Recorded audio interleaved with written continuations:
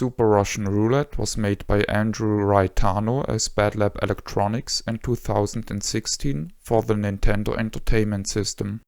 The original idea was to make a Zapper supporting NES game which doesn't need a CRT monitor and works with any kind of monitor device. It started as a fun project, however it was very well received amongst his friends and so he continued working on it. In 2015, Andrew won the Audience Choice Award of Fantastic Arcade. As for the high demand, he started a Kickstarter campaign in order to be able to produce a certain amount of cartridges for fans. Now a little over 1,200 cartridges are produced. As of making this video, just the leather holster limited edition remains available. The cartridges were assembled and flashed manually. They are dual region and can be switched between PAL and NTSC. The game was written in 6502 assembly.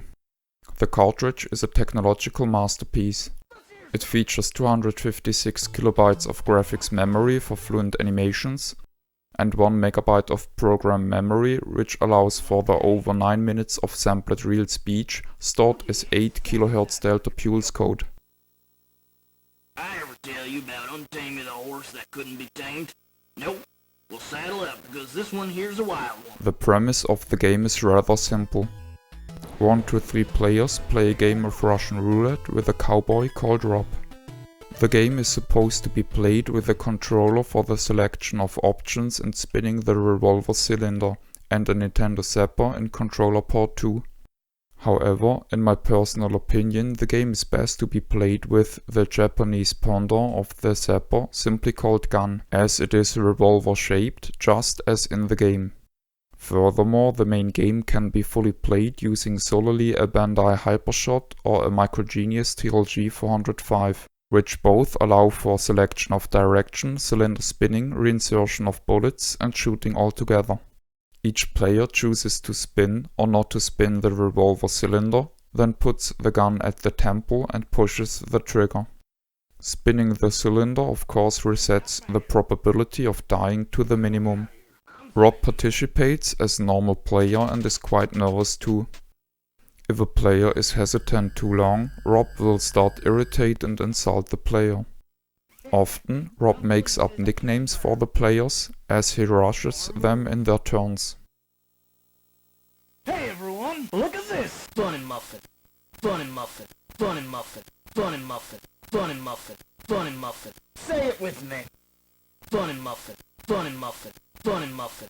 Fun and muffin. Fun and muffin. Fun and muffin. If players choose to not spin the cylinder, Rob feels sometimes challenged and does neither. Interestingly, he is unable to count rounds and therefore sometimes he pulls the trigger at a 100% death chance. Similarly, the player may insert a fresh bullet without spinning the cylinder, which also ends in an inevitable death.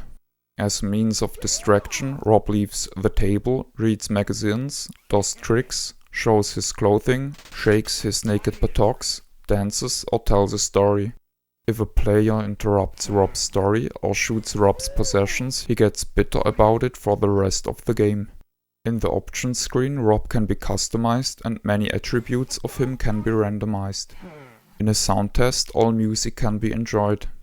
I think the music is truly outstanding and amongst the best I have ever heard on the NES.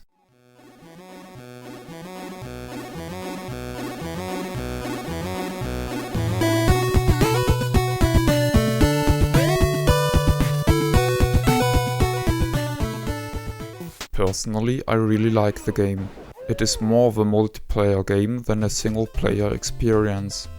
The game is often suggested to be used as a drinking game. However, as for its technological quirks, it is desirable either way. The cover is very well drawn and I think it is gorgeous. My acknowledgement goes to Fabian Hobie, who told me about this game. Without him, I certainly would have missed this game. This is the end of the review. My name is Ben. I thank you for viewing.